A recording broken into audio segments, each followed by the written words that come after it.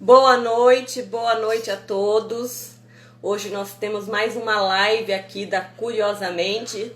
Curiosamente também é saúde mental. Então a gente presta hoje um serviço de saúde mental com a nossa convidada, doutora Érica Camargo, médica psiquiatra aqui de Botucatu, interior de São Paulo. Estou esperando a doutora Érica entrar. Nós vamos falar hoje sobre depressão, a importância da psiquiatria e também da psicologia. Estou aguardando a doutora Érica.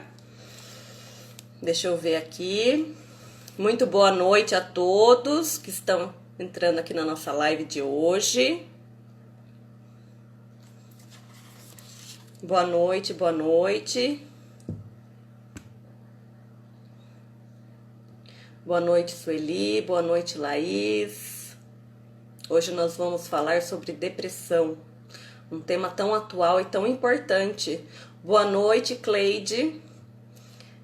Boa noite. Oi, Maria. Deixa eu ver aqui a doutora Érica. Bom, primeiro eu queria agradecer a doutora Érica, minha amiga, doutora Érica Camargo, médica psiquiatra de Botucatu, São Paulo, pelo convite de aceitar falar sobre depressão, né? Um tema tão atual e tão importante, uma psicopatologia tão importante, para a gente discutir, porque curiosamente também cuida da saúde mental, sim, né, doutora sim, Érica? Então eu queria muito te agradecer e queria que você falasse um pouquinho para a gente, né, nesse nosso bate-papo de hoje, né, o que é depressão. Bom, antes de tudo, eu queria te agradecer o convite. Adorei. Ainda mais porque você é uma pessoa muito especial e que eu admiro muito. Por vários motivos. Nos identificamos, né, Dani? Sim, sim. Até um pouquinho antes de começar essa live, a gente bateu um papo, né, para Nos assim, aliviar o bastidores. estresse, né? E foi tão gostoso. Falei, ai, Dani, queria começar esse papo logo. Bom, o que é depressão, né?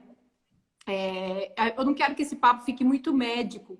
Quando eu conversei com você antes da gente começar a live, foi tão rico, você falou tanta coisa do olhar da psicanálise da depressão, que eu fiquei tão fascinada, que eu falei, ai, não quero mais falar de medicina, porque tem tanta coisa para falar de depressão, mas a gente precisa falar, porque depressão é uma doença, é um transtorno mental.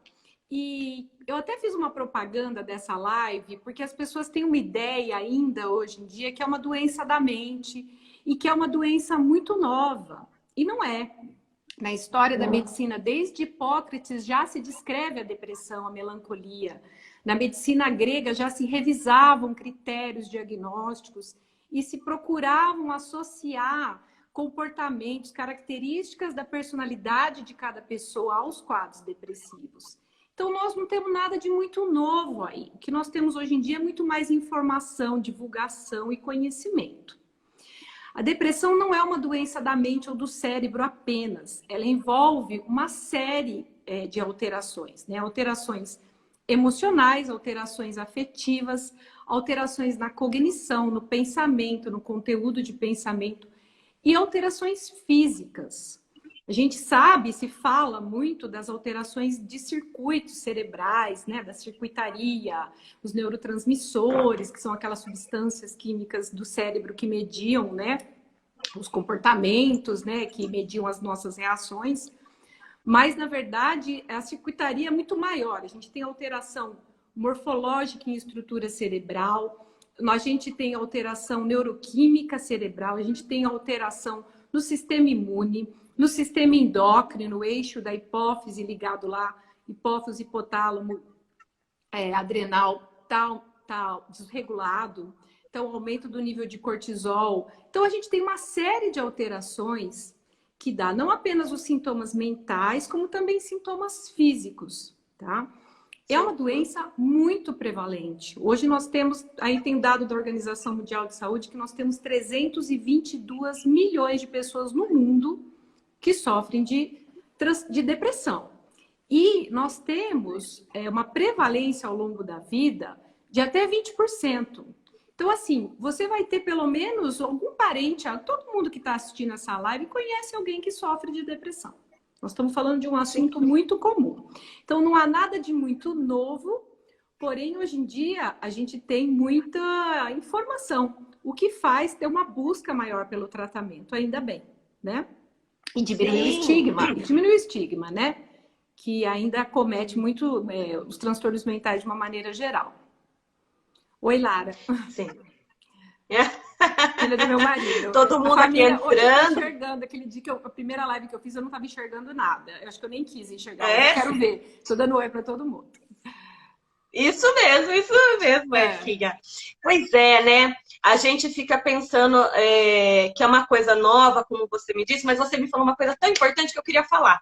Fala. Que quando você me disse assim, Dani, né? Você me escreveu, Dani, olha, não é que aumentou, né? É que a informação chegou muito mais até as pessoas. E aí elas têm esse recurso para procurar uma ajuda, porque sempre tem algum parente que cutuca ali, acho que você está com depressão, vai procurar ajuda, você não está legal. Então, isso eu achei, assim, bárbaro, né? O seu olhar médico e falar assim, não, Dani, as pesquisas não mostram que aumentou, sempre existiu. Sim, nas últimas décadas a prevalência não tem se mantido mais ou menos estável, né? Se tinha, assim, uma previsão nos últimos 10, 20 anos de que a depressão seria a doença mais incapacitante do mundo. E realmente isso se confirmou. Nós estamos em 2020 e entre todas as doenças que mais trazem sofrimento, perdas de dias de trabalho, anos de morte prematura por doença, depressão está lá no topo. Entre vários outros transtornos, a depressão é atualmente a doença que mais incapacita. Né? Quem conhece alguém que sofre de depressão sabe o quanto que essa pessoa perde, né? Durante o estado depressivo. Ela perde de produzir no trabalho, ela perde nas relações familiares, ela perde de ver o que está acontecendo ao seu redor na vida. Né? Há um obscurecimento, uma visão negativa de tudo e um isolamento. Então, essa pessoa está perdendo muito. Isso compromete muito o funcionamento geral, né? Sim. Sim. Escuta, e como que se faz um bom diagnóstico, né? Quando essas pessoas recebem essa queixa dela interna que está triste, ou quando alguém cutuca ela lá e fala assim, viu, você está com depressão, você tem que se cuidar. E ela procura um especialista, a médica, um médico psiquiatra. Sim. Como é que se faz um bom diagnóstico? Porque existem graus também, né, Érica? Níveis, graus. E existe tristeza que não é depressão. Tristeza é uma emoção, né? Começa daí. Ainda, apesar de ter muita depressão, a gente também tem um engano, né? Tá triste, deve estar com depressão. Tem gente que também acaba levando para esse lado.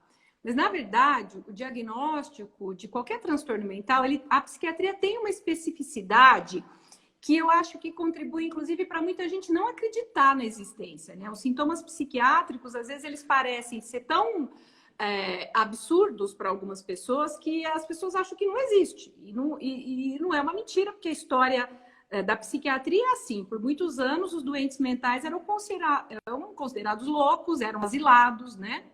É muito recente na história da medicina o reconhecimento da psiquiatria, na história, comparando com a história das outras especialidades.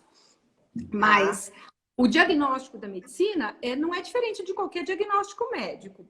Quando você tem, por exemplo, um sintoma, você tem cansaço e falta de ar, e você vai ao médico, conta uma história que você começou os esforços a ter falta de ar, e você está lá com a perna inchada. Então, quer dizer, o médico escuta atentamente aquela história daqueles sintomas, tem alguns sinais, olha lá, a perna dele está inchada, a história de falta de ar, ele examina, bota lá, né, o esteto no coração do paciente, identifica um sopro, e a medicina agora ela é muito mais armada, ele vai lá e pede um exame, que é o ecocardiograma, por exemplo, que detecta lá uma insuficiência cardíaca.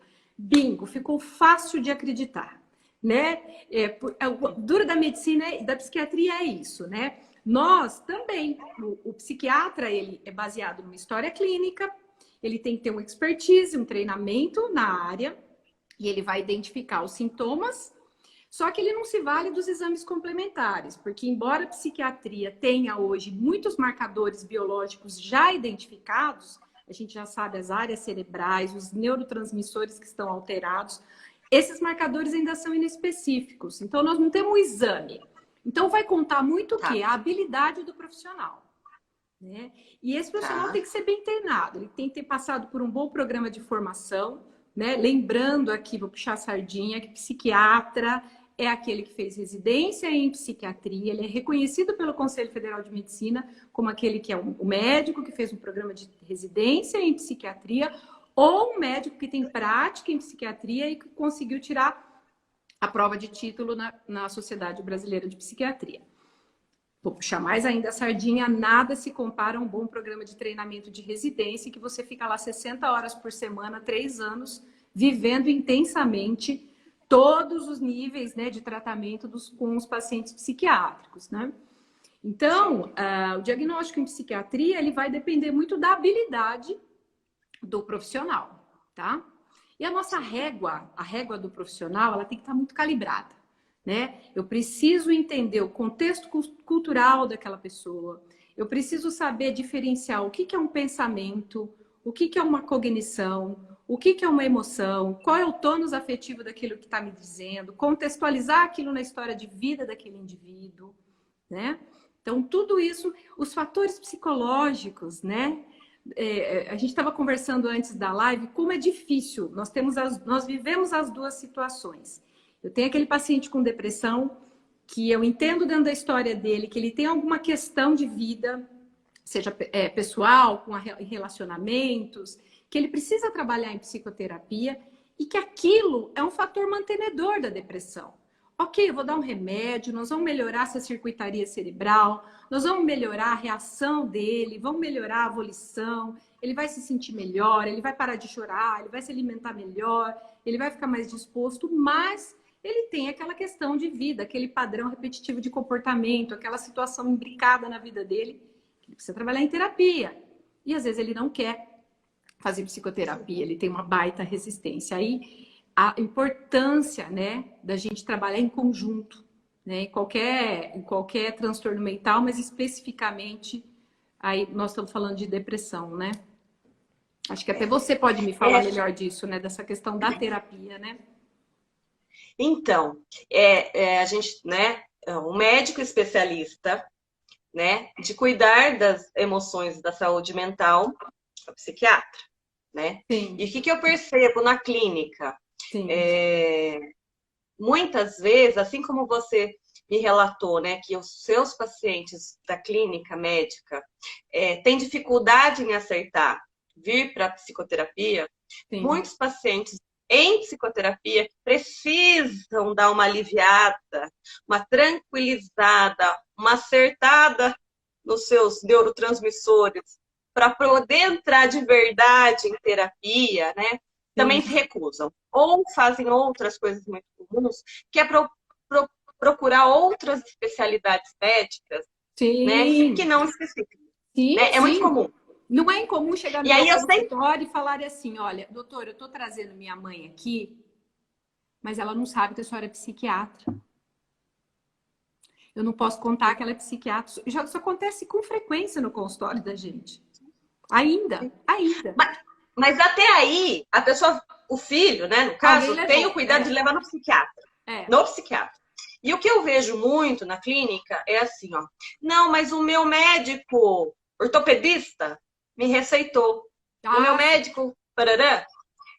E aí, o que acontece? Aí eu sempre brinco. Bom, se você não está enxergando, você vai em qual médico? Não. Então, por que da sua saúde mental você não cuida? Você está com problema ginecológico, você vai em qual médico? Né? Eu vou na ginecologista. Então, por que quando vai cuidar da saúde mental, né, a gente não vai no psiquiatra, né? Então, tem essa questão, né? Um estigma, né? Ainda tem um pouco, né? E Érica, sumiu o seu som. Não, tô te ouvindo. Vocês estão ouvindo a Érica, gente? Sumiu? Oi? Patrick? Meu som sumiu? Fala aí, Érica. Sumiu. Não ouço. Está sem som. Patrick?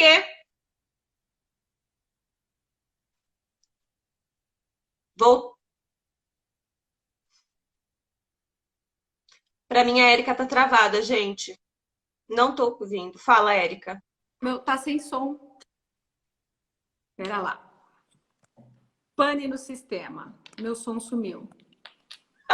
Será que tocou alguma coisa aqui do som? Voltou. Você tá carregando aí. Ainda bem que tem família nessas lives. Todo mundo tá me dando sinal livre, gente. Vou ouvindo. Tá travada. Tá meio... Quieta, Acho que é a Cleide. internet.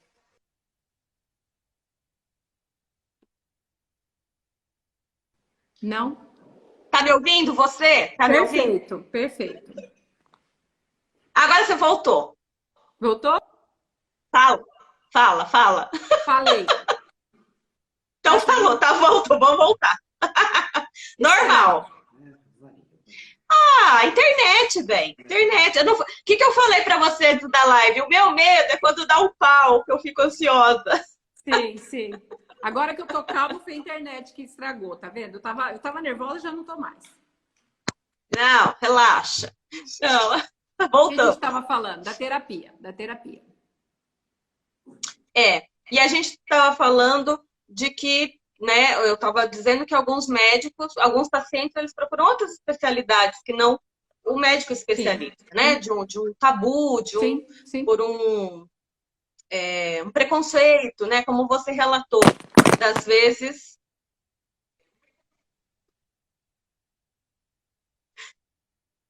Agora eu não estou te ouvindo de novo, Ou o celular. Érica. Já tá tudo certo. Tranquilo. Deu uma caída aí. Agora está travada de novo.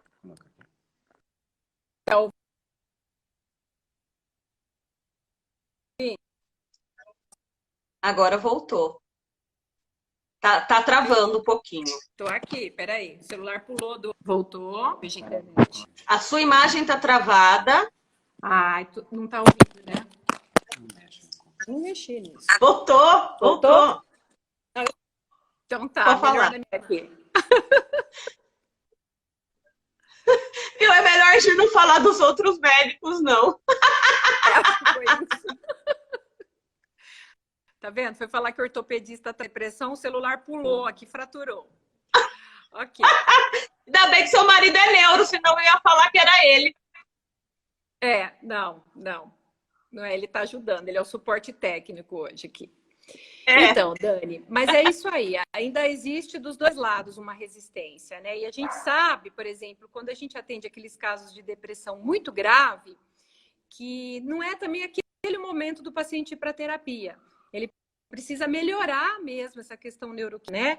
Ele está muito apático, que uma depressão grave, o paciente fica com retardo, o pensamento fica lento, a concentração fica reduzida, o conteúdo de pensamento é muito negativo. Dentro também de você falar, olha, remédio e terapia, porque ele não tem força. Precisa tempo dos medicamentos, né, terem ação, e você vê se essa pessoa tem demanda também e disponibilidade de terapia, né? Tem tudo isso também. Falar do nosso tema tão importante, mas a gente está rindo e está brincando, apesar da seriedade do assunto e da gravidade do assunto, porque pelo menos assim é um pouco, eu acho que o lema das nossas vidas, eu acho que eu posso falar pela Érica também, que a gente precisa ter um pouco de humor também, né? Com porque certeza. se a gente levar a vida muito a ferro e fogo, né? A gente acaba não sentindo e não vivendo as sutilezas da vida, Sim. mesmo com as nossas dores, né? Exatamente. Mas eu não ouvi a sua resposta, porque travou. Depressão tem cura? Depressão tem cura. Até 50% dos casos curam.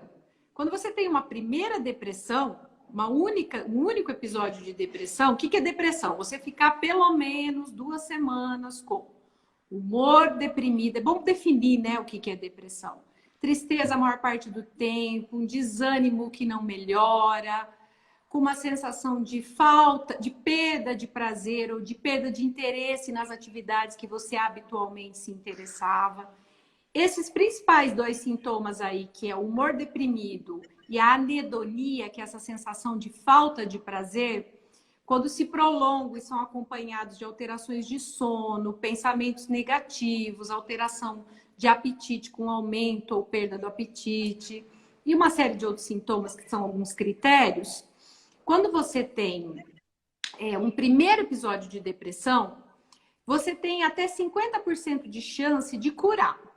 Mas veja só, 50% é só metade. Então, metade não vai curar no primeiro episódio. Vai tratar, mas 50%, na verdade, tem uma chance de voltar, de recorrer num novo episódio.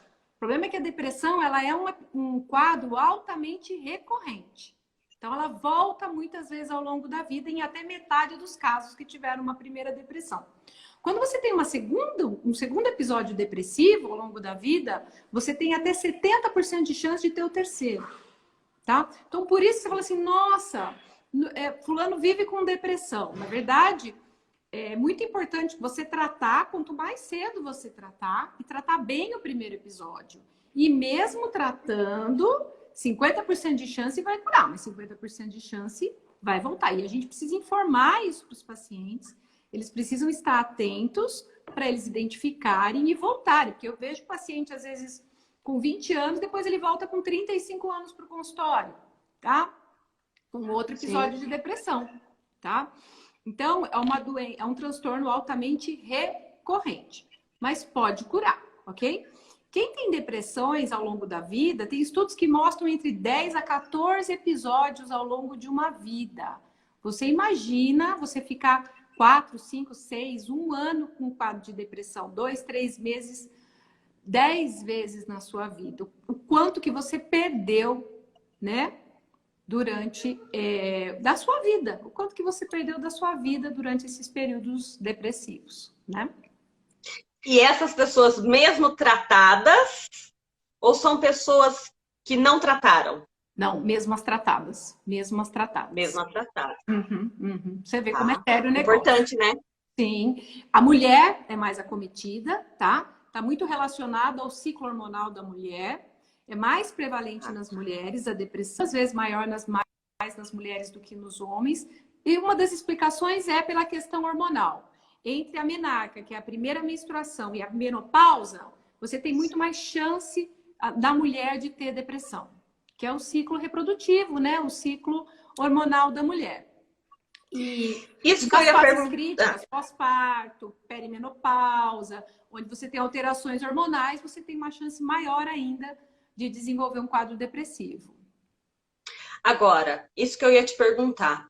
A gente pode falar em causas da depressão? Você falou da mulher, da questão hormonal. Sim. A gente pode falar em causas já bem sabidas, bem esclarecidas?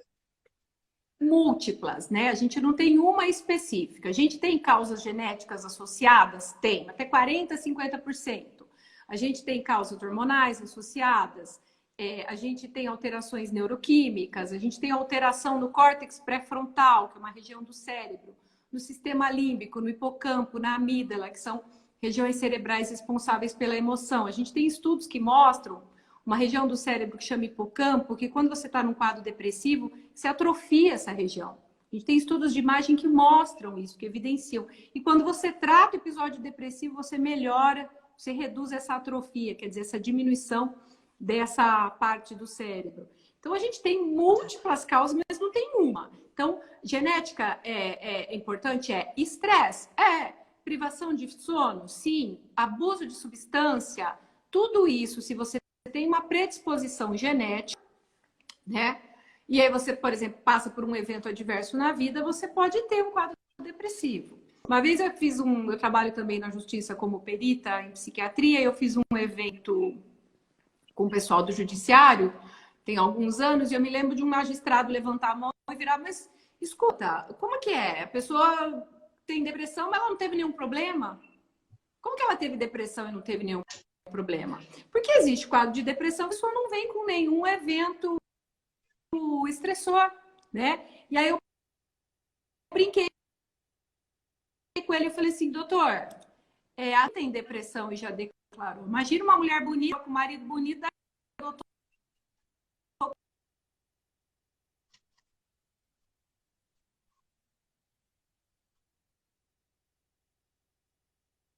Ih, travou.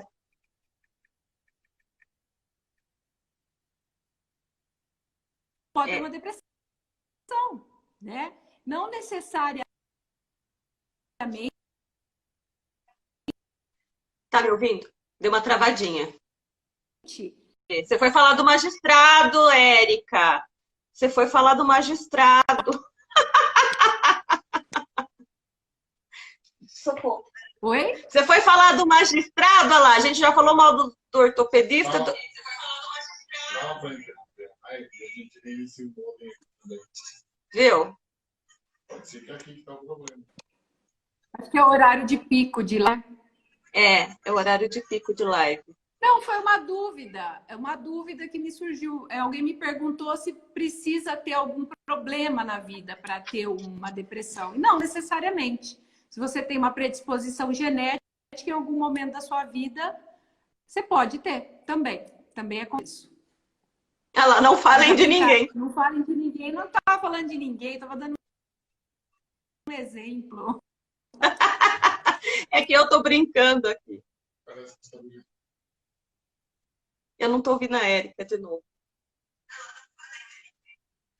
Você sabe que eu acho. Não, agora tá saindo. Eu acho que o problema é de congestionamento do Instagram. Está na internet aqui. Tá ótima. Tá bom? Tá. E aí, e você falou de genética. O que a genética hoje já se explica da depressão? É genético? Você já falou, né? Várias coisas. Mas é genético também? Sim, tem.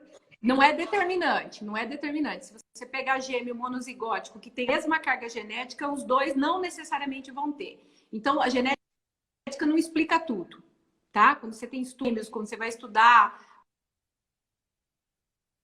para ver características genéticas, existe uma influência genética. Diante de tudo isso, a gente continua nosso papo aqui sobre depressão. A doutora Érica já falou para a gente, né, Érica? O que é depressão, né? Que a depressão já é de tempos, né? Sim, Como é feito o diagnóstico da depressão, a gente já falou isso, tá tudo salvo, depois nós vamos juntar tudo, né? Se é uma causa genética, que também tem a sua parte genética da depressão, né, Érica? Que ela tem cura, sim, 50% dos casos. Mas que é altamente recorrente, né? Com grande chance de se cronificar, especialmente se não tratarmos, né? Sim, né? Então, e aí, os medicamentos. Eu queria te perguntar, que eu acho muito importante sobre os medicamentos. Eles causam dependências? Porque eu lá no consultório, quando eu tento encaminhar para o médico psiquiatra, para você que é minha parceira, né? Eu tento encaminhar, eu digo assim, né? A queixa mais assim difícil de aceitação eu não quero ficar dependente de remédio. Sim. Né? Então eu queria que você explicasse um pouquinho para a gente. Sim. Sobre esse medo das pessoas. É uma doença que tende a ser crônica, como eu já falei aqui, e que precisa de tratamento. É uma doença como outra doença qualquer, certo? As pessoas tomam remédio para pressão alta a vida inteira, tomam remédio para diabetes a vida inteira, e quando você fala que tem que tomar um antidepressivo por 1 ano a 2, ou se é uma depressão recorrente, já grave, vai provavelmente fazer uma manutenção prolongada, provavelmente tomar muitos anos, as pessoas se apavoram e não querem, né? Eu atribuo isso a uma questão do estigma mesmo, tá? Do transtorno mental. Ainda existe a ideia de que você é o gerador da doença, né? Pior coisa para você falar para uma pessoa com depressão é que lhe falta fé, né? Você precisa rezar. Vai fazer compra com seus amigos, né? Tá te faltando amigo, tá te faltando. Você não se esforça para melhorar, né? Sim. Eu sempre falo para os meus pacientes com depressão, ninguém vira para o diabético e fala assim, ó, vamos lá, vamos botar esse pâncreas para funcionar aí, meu querido, para de tomar essa insulina. Mas para o deprimido, a gente escuta isso. E, na verdade, respondendo a sua pergunta, remédios para depressão são antidepressivos. Eles são medicamentos que têm a tarja vermelha. Isso é um identificador que eles são medicamentos controlados, tá? Mas não que causam dependência fisiológica. Os medicamentos que causam alguma dependência fisiológica são aqueles de tarja preta, que podem ser utilizados como adjuvantes em alguns momentos, né? Mas que não são a base do tratamento da depressão. Então, a base do tratamento são os antidepressivos e eles não causam dependência fisiológica. O que eles podem causar é o que a gente chama de síndrome de retirada, que se você retira um antidepressivo abruptamente, sem acompanhamento, você tem que ir reduzindo as doses gradualmente, você tem alguns sintomas físicos de mal-estar que lembram aí uma abstinência de drogas, né? Um tremor, um mal-estar, um desconforto gástrico, tontura, mas isso não configura dependência. Também é um quadro autolimitado de retirar abruptamente o medicamento, tá bom? Então, isso é mito. Eu acho que isso é uma coisa de cultura da culpa, né? De culpabilizar os indivíduos pelas suas doenças. Acho que isso tem uma influência aí até católica, apostólica, romana de culpa, dos países latinos de muita culpa, né? Então, essa questão de responsabilizar o indivíduo pela própria doença, o que é horrível, né? Porque a pessoa já está sofrendo, ela não escolheu ter depressão, ela está lá deprimida, ela está lenta, ela está se sentindo um fracasso, que a sensação de fracasso, de impotência, de falta de perspectiva faz parte da depressão. Ela não vê futuro, ela não vê cor, ela não vê luz, e ainda vem alguém, uma figura, né, importante, que quer dar um apoio, né? Não foi mal intencionado, mas virou e falou: ah, você também não se esforça, sabe? Você também não se ajuda, né? Então, quer dizer, isso põe a pessoa mais no buraco ainda. Puxa, eu estou sentindo tudo isso e eu ainda sou responsável por causar isso, né? Passa um pouco essa ideia, né? Como você acha, né? Como você encara e como você orienta, né? As famílias das pessoas que convivem com uma pessoa depressiva, né? O que elas não devem fazer, né? Eu acho que você já até respondeu aí, né? Essas falas despotencializadoras, né? Que não vão agregar em nada. Acho que a família também entender que é uma doença, né? Que não é porque a pessoa quer. Acho que é a primeira coisa, né, Érica? Sim, sim. A família ela é importantíssima quando ela é rede de apoio, né? É muito importante você ter um suporte, você ter vínculos, né?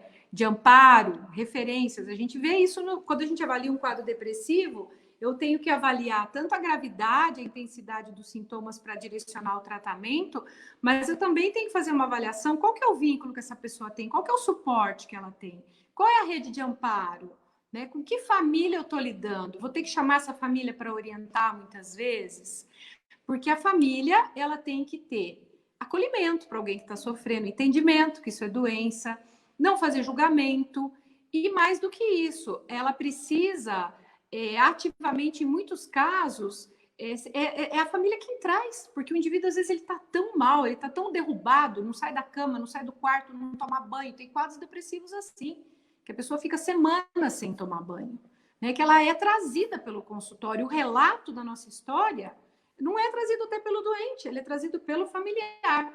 Só que, infelizmente, ainda as famílias, alguns casos vêm só nesse nível de gravidade, né? Quando o quadro é depressivo mais leve ou moderado, ainda você vê muito julgamento, né? Mas como assim você tem tudo, né? Você tem um bom emprego, você tem um bom casamento, você tem um filho com saúde. Como assim você tem esse problema, né? E aí a pessoa passa por ingrata, por infiel, né? E é muito complicado, né? Porque isso também contribui para atrasar, né? Que ela venha buscar ajuda.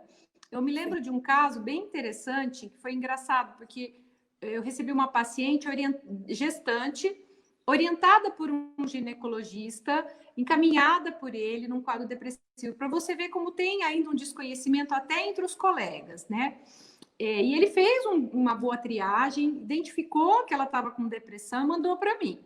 E eu mediquei essa moça, ela começou a melhorar, porque existem tratamentos que são possíveis dentro da gestação. E ali, depois de 1 a 2 meses, ela volta muito pior no consultório. Eu falei, mas o que aconteceu? Ela começou a chorar muito mal, falou, eu parei com um remédio. Eu falei, mas por que você parou? Porque eu voltei no ginecologista, ele olhou para mim e falou, mas você ainda está tomando essa porcaria e não melhorou? Então, assim, a mesma pessoa que identificou não tinha um entendimento que isso demanda um tempo, que eu preciso de um tempo de tratamento. Então, foi a mesma pessoa que, de alguma maneira, influenciou que ela abandonasse, né, o próprio tratamento. Você imagina, né? Então, ainda no meio médico, ainda como a psiquiatria, ela é uma especialidade, a gente ainda é meio marginalizado ainda, né? Brincam que a gente não é médico, mas eu acho que a gente é muito mais médico que os médicos. Você vai levar um croque aí. Vou falar mal, vai travar. Você vai levar um... Ou vai travar. Vai travar. Ou você vai levar um croque aí do lado. Eu recebi um olhar daqueles que abaixam o óculos, assim, sabe?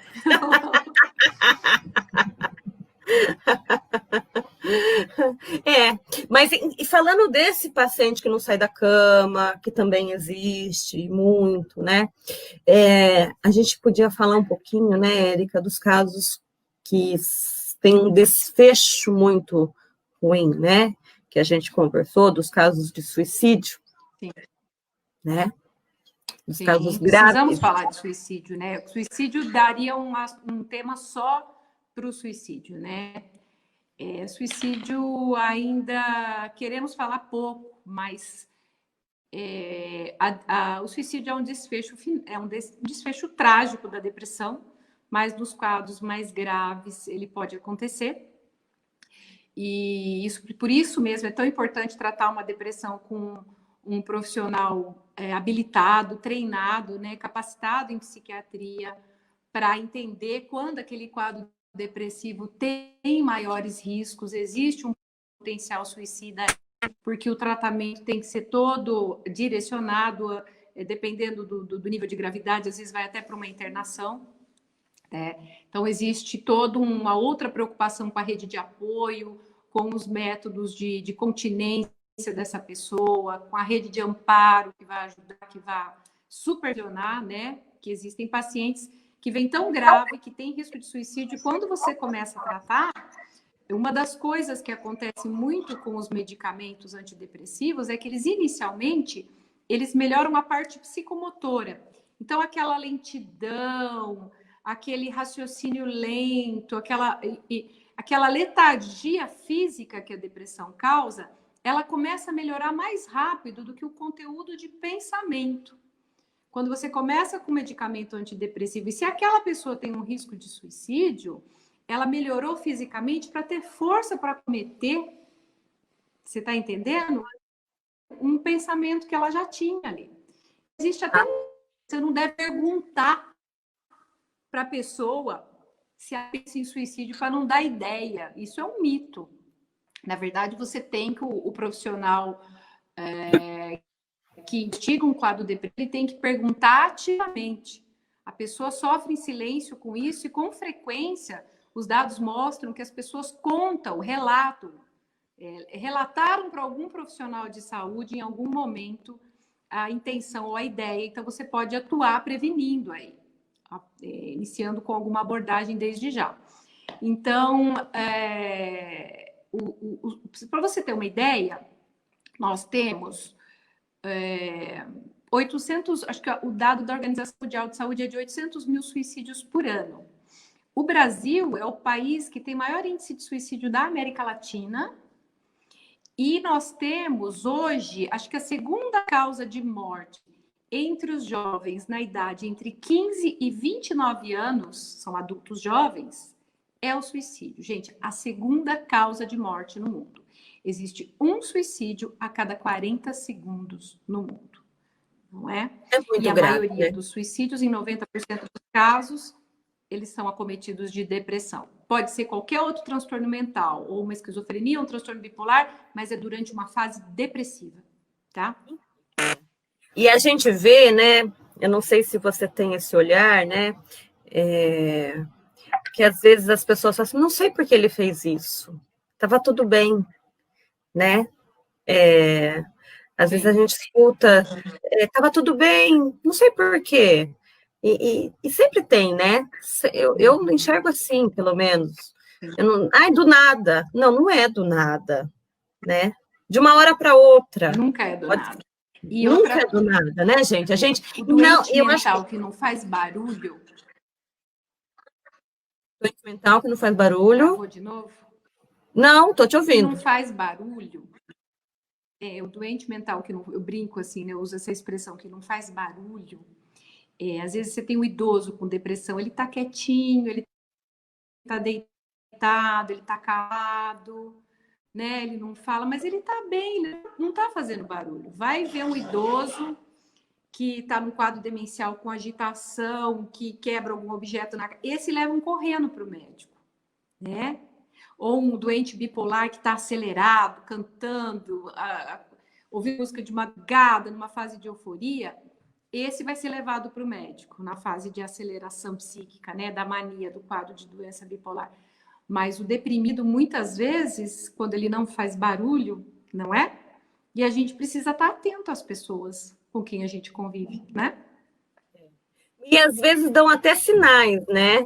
Mas que passa despercebido pela família. Ou se é um jovem, é porque está muito no quarto, exatamente. Ou se isola, ou aquela. Eu acho importante a gente falar, a gente tem muitos pais escutando a gente, de adolescentes, né? Muda o comportamento, roupas, aqueles cuttings, Sim. né? A mania de se cortar. Sim, Né? a gente tem atendido muito. Dos Tem uma últimos 5, 6 anos para cá, nunca se atendeu tanto adolescente com esse comportamento de se cortar, cortar braço, cortar perna, coxa, não é? Com cortes superficiais para aliviar sofrimento, para aliviar angústia. Não quer necessariamente dizer que quem se corta é um suicida, né? Quer dizer que quem está fazendo isso está em sofrimento e precisa de cuidado. E eles camuflam, eles escondem, eles usam roupas de manga longa no calor. Então, os pais prestem atenção nesses sinais de isolamento de quarto. Ah, é porque está no videogame, porque não está no celular. Fiquem atentos, né? Porque são sinais, né? Importante. Conheçam os seus filhos. Conheçam os seus filhos. Quem não teve oportunidade de conhecer, a pandemia convida a conhecer, né? Mas a gente precisa conhecer as pessoas com que a gente convive, estar atentos, né? Assim como, né, nas lives anteriores, Érica, eu sei que você assistiu algumas, né, algumas de relatos de mães, né, o quanto de mães de crianças atípicas, né, com alguma questão, a gente vê um olhar muito atento, né, e minucioso, porque já tem alguma coisa que precisa ser cuidada, né, e às vezes a gente negligencia no nosso filho típico, né, que tá tudo bem, tá tudo indo, né? Então, tá indo na escola, tem um namoradinho, não sei o quê, e a gente tá vendo esse quadro de jovens aí, adolescentes, eu vejo muito no consultório de adolescentes despotencializados, né? Sem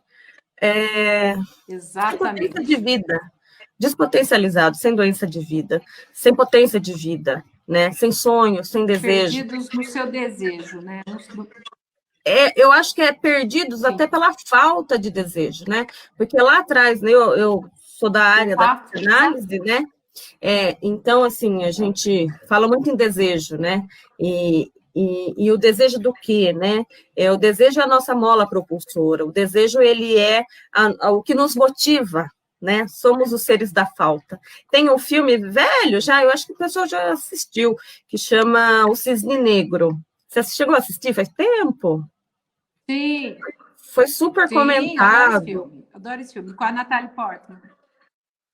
Então, assim, e a análise dele, psicanalítica, eu acho muito interessante, uma das, porque na época, nem sei de que ano que é, mas me marcou muito, né? Que eu acho que materializa o que é o desejo, o que é a falta de desejo. A gente tem que ser o ser da falta, porque se nos falta algo, a gente tem que buscar. E se a gente busca, a gente entra em movimento, Exato. né? Então, e tem o desejo. E lá no filme, eu vou contar, porque é filme velho, mas eu vou falar, né? Ela é uma dançarina, vou só encurtar para não ser chato. Sim, Ela é uma sim. dançarina e ela quer o papel principal. E na hora, enfim, tem toda uma trama no filme. E no final, ela consegue ser a estrela, o cisne negro, e o grande finale é que ela cai para trás e cai numa estaca e morre, né? Depois que ela conseguiu atingir o objetivo dela. E aí, uma das análises psicanalíticas é aqui, né? Acabou o desejo, a missão dela. Não tem por que viver. Depois, a falta de desejo é a morte. Sim. Né? Então, a gente está vendo um quadro, esses quadros importantes que a Érica, que chega muito para ela, de medicação, e chega aqueles quadros que dá para lidar com a terapia junto, né? E eu estava contando para ela que me vem do meu lado, o lado do paciente que precisa do psiquiatra e que às vezes tem muita reticência de procurar, e eu uso o mesmo exemplo do diabético, para falar assim, viu, se você está diabético, a pessoa não vai lá e toma insulina, por que você não? Eu uso o mesmo exemplo do diabético, do cardíaco, que tem pressão alta, e a pessoa, isso ajuda o outro a se colocar o quanto é importante o tratamento da saúde mental, da saúde emocional, né? A gente está numa era desse quadro depressivo, medicamentoso, que precisa, que ajuda, sim, não é apologia a remédio, não é babaú para Érica, mas que precisa, e que bom que existe, porque já é sabido. Não tem por que não tratar, né? Porque já é sabido de todas as questões etiológicas, inclusive, né, cerebrais, de que precisa, né? Então, eu acho que é importante a gente também falar daqueles quadros de vazio que a gente está vivendo, né, de um vazio emocional, né, Érica? Que é esses que te preocupa, que não vão buscar ajuda em psicoterapia, num psicólogo, né, desses quadros de vazio, de questões de vida, que eu acho importante falar, né, às vezes as pessoas acham que terapia é para as pessoas fracas. Eu não vou querer ir na psicóloga, na psiquiatra, porque eu sou fraco, eu não sei lidar com meus problemas, né? Não vou procurar ajuda, porque senão eu vou assinar o meu atestado de fraqueza. E é muito pelo contrário, é o que eu falo para todos os meus pacientes. Vir para a terapia, procurar ajuda médica também, tem que ser muito forte, porque você entrar em contato... Terapia é para poucos. Terapia é para poucos. Entrar em contato Sim, é para poucos, com os seus núcleos que doem, com a responsabilidade que você tem pela sua dor, né? Porque o psicólogo não passa a mão na cabeça. Exatamente. O psicólogo está ali para pôr o outro em contato com a dor, ajudá-lo a pensar sobre a vida. Essa é a função do psicólogo que estuda, que se implica, que tem o seu olhar clínico, né? De poder também ajudar o paciente a não se automedicar, não sair da mania de remédio, ou então daquele que se reluta de ir procurar um bom profissional. Então, a terapia, ela é excelência, o psicólogo... É a sacada do bom olhar clínico do psicólogo também. É o olhar clínico de saber intervir. Porque eu também vejo situações em que o paciente está há anos... A gente vê também algumas situações em que o paciente está há anos em terapia e ele já precisava estar medicado, e aquele profissional, ele não tem noção de psicopatologia, né? Que é isso, uma coisa é um medo, outra coisa é uma tristeza. Outra coisa é quando é um medo patológico, é quando essa tristeza, ela está adoecendo, ela está se expandindo em outras esferas, né? Então, assim, o psicólogo bem treinado, bem preparado, ele dá conta das questões, que é o que você está falando, né? De trabalhar os núcleos emocionais, né, do indivíduo, mas ele também identifica pera lá, tem alguma coisa aqui que passou Eu não esqueço da história de uma... Essa história tem na minha família, acho que a minha mãe me contou, que a gente tem uma prima psicanalista que ela analisava um paciente há muitos anos e o paciente trouxe um conteúdo de um sonho muito, muito fora do contexto da história. Da história dele, e ela ficou muito encucada com aquilo e pediu para ele pedir uma avaliação de um neurologista. E detectou um tumor cerebral, sabe? Foi a oportunidade dela sacar alguma coisa muito bizarra dentro daquela história que não se encaixava ali. Então, olha só o que é um olhar, né? Às vezes o paciente chega para o meu consultório e se frustra também, porque ele vai lá para tomar remédio e eu falo, olha, você não precisa tomar remédio, você precisa fazer terapia, né? Eu acho que o remédio não vai te beneficiar. Eu não estou encontrando uma síndrome ansiosa, não estou encontrando uma síndrome, né? Assim como eu também tenho aquele paciente que o remédio beneficia, mas que eu sei que ele iria muito melhor se ele fizesse a terapia junto. E o tempo todo eu estou devolvendo. Ele volta com as mesmas questões que falta melhorar, demandando isso de você, porque o médico ocupa ainda esse lugar na sociedade, essa coisa imaginária, né, de que o médico é o ser detentor de todo o poder e de todo o saber, e não é, mas assim, como não? Eu estou vindo aqui, eu estou tomando remédio, você está mandando eu ir no psicólogo? Eu falei, não, mas é que tem uma questão aqui que o remédio não vai, né? Você precisa resolver essa questão na tua vida, encarar, porque volta na mesma tecla, né? Não é? Então, bom, nosso trabalho é um trabalho de persistência, né, Dani? Não é? Assim, do psicólogo, do psiquiatra, em implicar o paciente e dele se responsabilizar também pelo que está acontecendo, nesse sentido, né? De cuidar das suas emoções, de cuidar do seu tratamento, né? Mas também de cuidar das questões emocionais, né? Eu sempre falo também, né? Esses quadros de vazio, né? Eu falo que é um estado depressivo leve, né? Uma vez eu li isso e eu achei um exemplo que eu carrego comigo desde que eu me formei, né? A depressão, ou um estado depressivo, né? Não é a tristeza. Eu tô triste porque... E a tristeza, a gente tem que validar a nossa tristeza também, né? Ela existe, ela é um sentimento, como a nossa raiva, sim, como a nossa inveja, sim, a gente tem que validar esses sentimentos que, como você falou, católico, sim, apostólico, romano, nos criticam. Eu não posso sentir raiva, eu não posso sentir ódio, eu não posso ter inveja do outro, porque daí eu vou ser condenado, né? Então, são sentimentos humanos que a gente tem que validar, que eles existem. Eu adoro quando um paciente chega para mim e fala assim, hoje eu não queria estar aqui com você, eu já não estava afim de estar aqui, né? Eu adoro, eu acho o máximo chegar para mim... assunto, já eu não queria estar aqui. Eu falei, mas você veio, então vamos embora, né? Vamos falar disso, então, né? De não ter se sentir culpado, né? De não poder falar que não queria estar lá, né? De ter que, ou quando inventa uma desculpa, né? Tô com dor de barriga, não vou. Mas que chega e fala para mim, eu não queria estar aqui hoje. Eu falo, que ótimo, então vamos lá. Já que estamos, vamos trabalhar. Vamos trabalhar, né? Isso, né? Já que estamos, vamos trabalhar. Então, eu acho que esse vazio, e a gente poder falar... Não, eu ia falar outra coisa. Eu ia falar uma coisa que eu li, né, que eu gosto muito, que assim, ó, os casos de depressão, uma analogia como uma febre, né? A gente, quando está com febre, ela indica que algo não está bom, né? Que a gente está com uma infecção, com uma inflamação, então é um sinal de alerta. Que bom que veio a febre para nos alertar. O gás nosso de cozinha, né, aquele cheiro fedido, aquele odor fedido, o que pega fogo, ele não tem cheiro, ele é inodoro. O fabricante coloca aquele cheiro para a gente perceber que está vazando o gás e a gente está em perigo. Está vazando. Está vazando o gás. Então, é a mesma coisa com a depressão, com o início de uma depressão. É um sinal de alerta que a gente não está bem. Né? A gente pode olhar, é um olhar.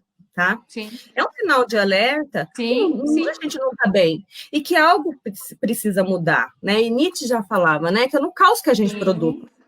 Então, se a gente está numa vida morna, sonsa, né? A gente acha que está tudo bom, mas a gente está tocando.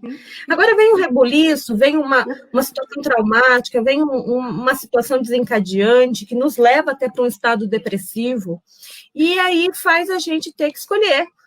né? E quando a gente escolhe pela vida, quando a Sim, gente fazer reflexões sobre o tipo de vida. fazer reflexões sobre o Sim, tipo de sim. vida, sobre o que quer, sobre Eu as convido os relações, pacientes, sim, sobre as relações que estamos cultivando, né? em muitos casos, assim, eu vejo isso e trabalho com o paciente.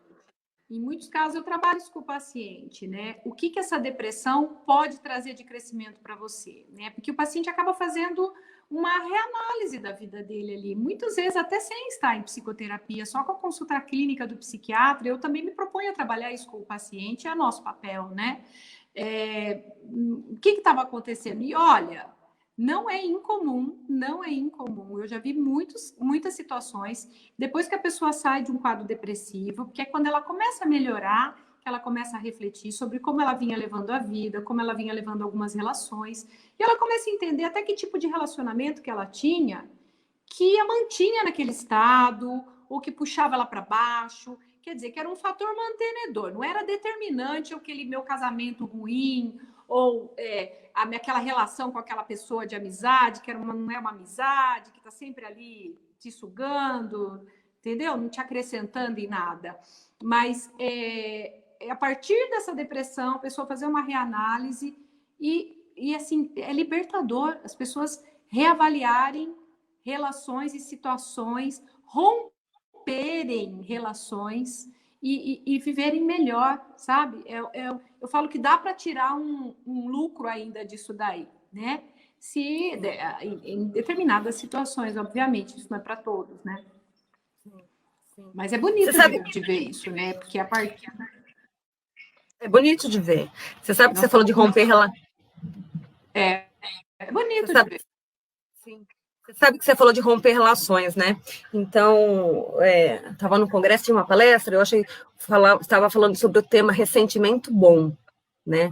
O ressentimento positivo. Eu falei, ué, mas como será que ressentimento pode ser positivo, né?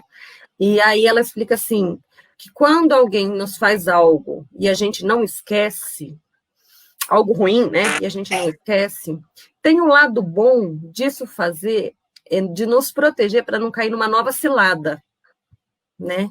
Então, que o ressentimento de alguém, algo te fez algo ruim, e você não esquecer, não significa só que você é ressentido, não sabe perdoar, blá, blá, blá, blá, blá, blá. Significa que você aprendeu a se proteger, Sim. né? Então, eu acho muito bacana, porque essas coisas do Sim, ressentimento exatamente. também, a gente tem que olhar que também pessoas depressivas são muitas vezes têm um quadro de ressentimento, de não esquecer o passado, de um lado trash, mas que a gente possa usar as nossas dores, né, como aprendizado, Sim. né? Não é fácil. A gente está falando aqui, papapá, não é fácil. Nós estamos falando de lutas, às vezes, de anos de uma pessoa poder se reinventar. É um processo que pode ser doloroso. Doloroso e longo. Não é assim, Sim. né? Mas ele é doloroso, mas ele pode ser edificante. Pode ser edificante. Ô, Érica, tem uma pergunta da Bia.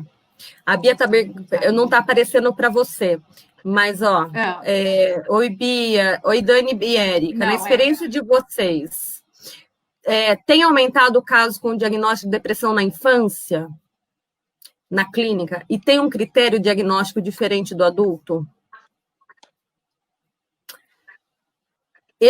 O que eu tenho percebido, Érica, na verdade, não a depressão. Fale. A gente quer falar junto. O que eu tenho percebido, pelo menos na minha experiência, muitos casos de pânico, de toque, muito cedo, tá? Que concomitantemente depressivos, mas um quadro depressivo puro, eu não tenho, Daniele, na minha vivência, eu não tenho visto, mas eu tenho visto um adoecimento infantil com fobias, pânico, toque, muito forte. Sim.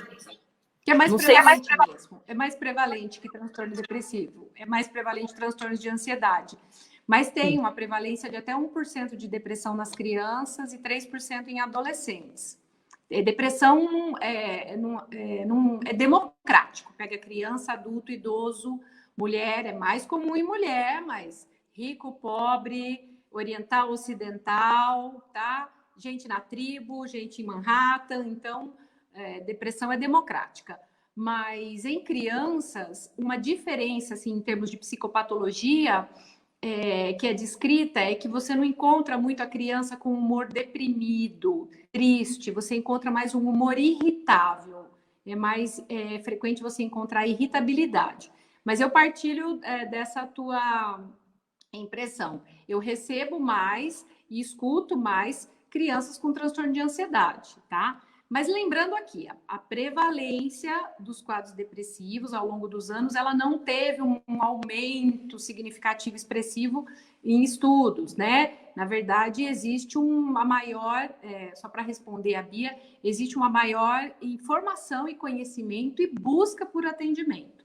Então, isso dá a impressão de que existe mais depressão, tá? E ótimo, estamos mais atentos às crianças, né? Estamos observando mais as crianças e levando as crianças para buscarem ajuda e tratamento, né?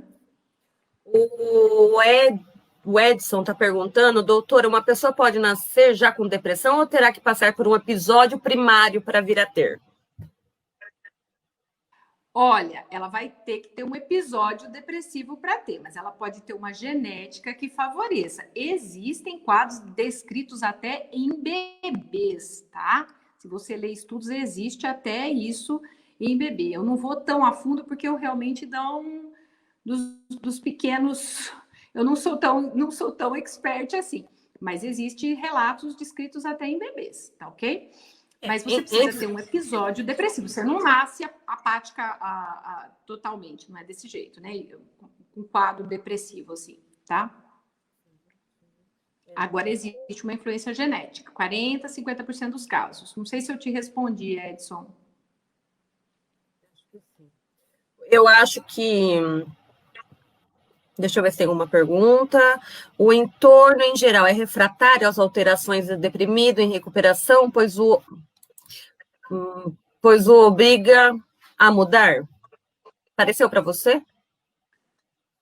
Apareceu agora. O que você está falando? O entorno em geral é refratário às alterações do deprimido? O entorno, é a Débora. Oi, Débora. Mas não entendi sua pergunta. A cura das... Peraí. A cura das feridas de um pode abrir ferida dos outros. Ela perguntou também, a Débora Egri. Pode, Débora. Gostei. Você tem que conhecer a doutora Débora, viu? A doutora Débora é uma super reumatologista que trabalha comigo na justiça, em alguns locais aí. É verdade, Débora. Eu já vi muita gente melhorar de uma depressão e o familiar fica péssimo. Porque às vezes era interessante aquela pessoa deprimida. Eu já tratei homens com depressão e que a mulher me ligou no celular brava. Que história é essa que agora ele está saindo comprar as camisas dele? Porque ela tinha o controle de tudo. E essa pessoa melhorou e começou a ter mais autonomia.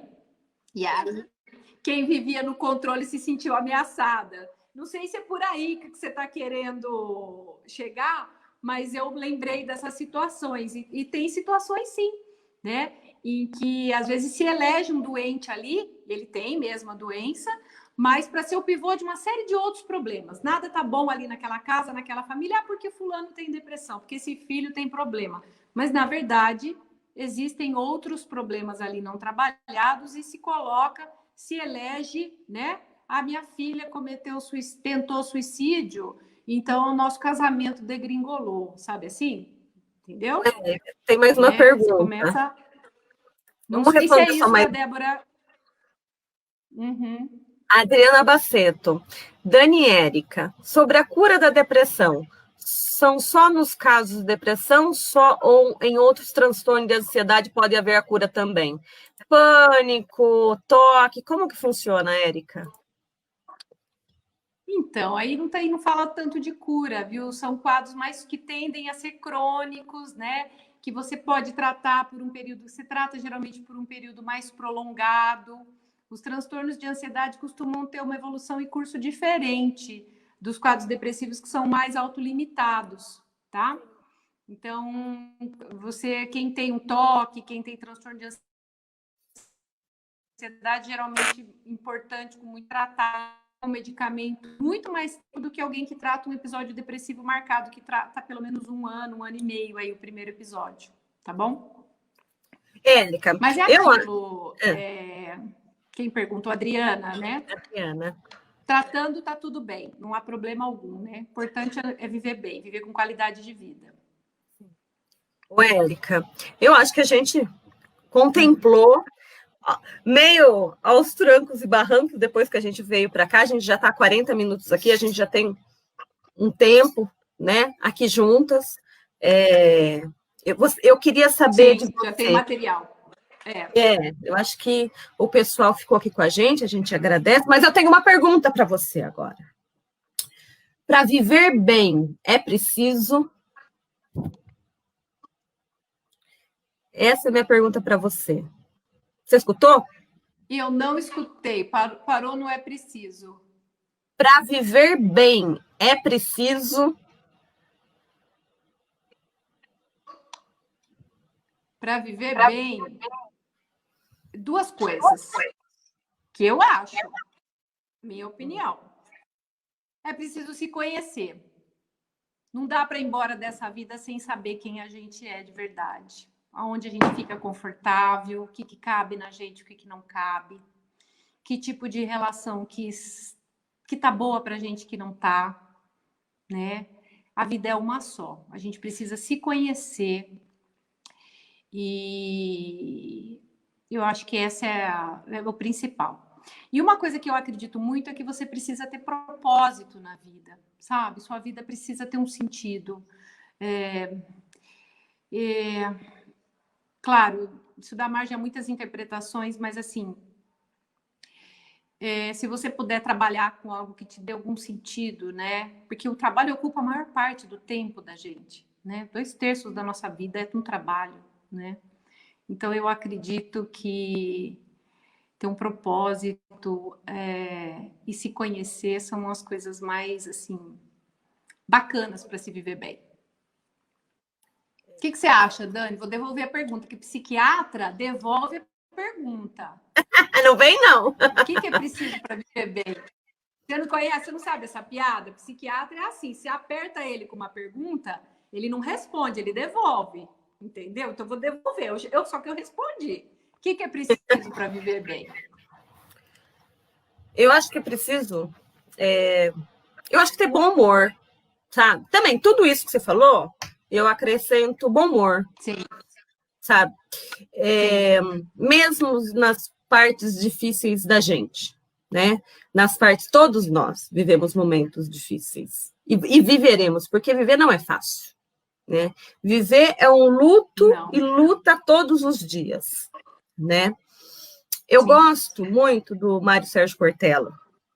E eu estava assistindo uma palestra dele um dia e ele fala assim, eu gosto de falar as fontes do que eu li, né? Porque não é inédito da minha cabeça, não. Eu não tenho essa capacidade para tudo, então é melhor falar onde eu vi, né? Sim. Então, eu acho que ele é demais no sentido de falar assim, né? Que legado você quer deixar para a vida, né? Nós somos finitos, mas a gente pode ser inesquecível, né? Então, a gente tem uma finitude, mas a gente pode ser inesquecível. Não inesquecível para o mundo, mas para os nossos amigos, para a nossa família, para o nosso colega de trabalho, para os nossos filhos, para os nossos maridos, para os nossos familiares, para os nossos pacientes, para os nossos pais. Então, que a gente seja inesquecível. E para ser inesquecível, a gente tem que ter propósito, a gente tem que ter desejo, a gente tem que ter sonho, mesmo com o mundo de perna para o ar que a gente está vivendo atualmente, hoje, no aqui e agora, que nós duas estamos em casa, estamos meio de dona de casa, meio trabalhando, meio... Todo mundo está meio assim, né? Então, a gente tem que ter propósito de vida, né? Se a gente parar para olhar e ver, e ficar só nas notícias, né? Para encerrar, diante do que a gente está vivendo hoje, né? A gente não tem por que a gente viver.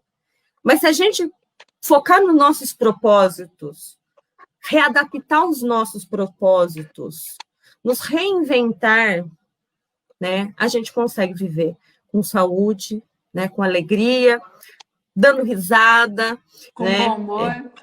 com bom humor, né? Eu acho que a vida Legal. a gente tem que viver, né? A gente tem que se cuidar, né? Ainda vale a pena viver, né?